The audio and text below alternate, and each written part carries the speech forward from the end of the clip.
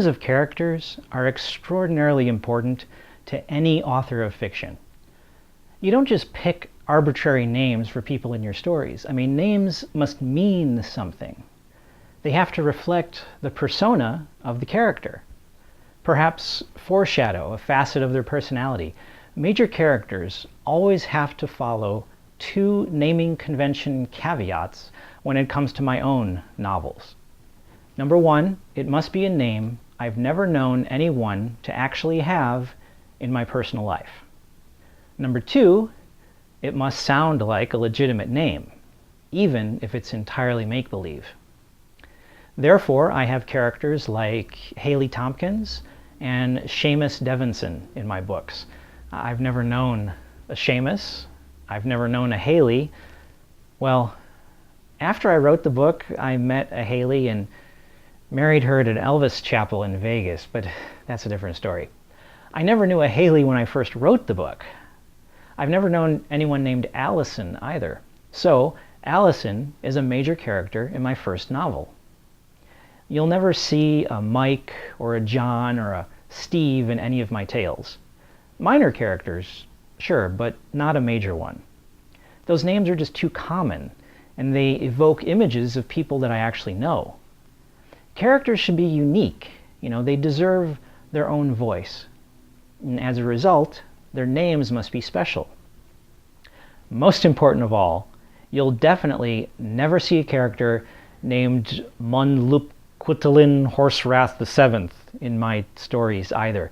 What is it with the tendency of science fiction and fantasy authors to give their characters stupid and outlandish names no one can pronounce? Why is it always Druzovantia Diet from the planet Mizututs Ganguth and the Council of the 12 Horgulful? Why can't it just be Mike from Jupiter? Hey, yo, Frankie, look, it's Mike from Jupiter. How you fucking doing, Mike? Long time no see. See, Mike from Jupiter is a stand-up guy.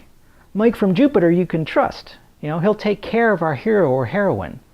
He'll let the hero date his sister. Mike from Jupiter is a good guy. Understand that names are vital, because the whole point of storytelling is to have an audience connect with and care about the characters.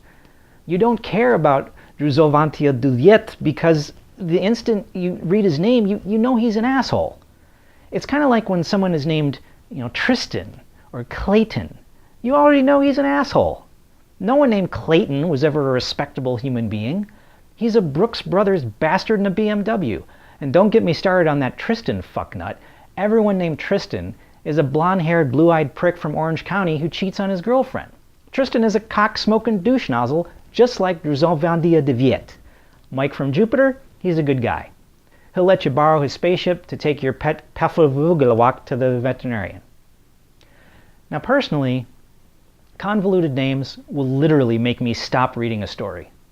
As soon as Kmucho Fuzujic shows up on page 2, I'm done. Fuck that author. An author unable to discern a proper name for the people she is writing about is surely incapable of telling the story correctly.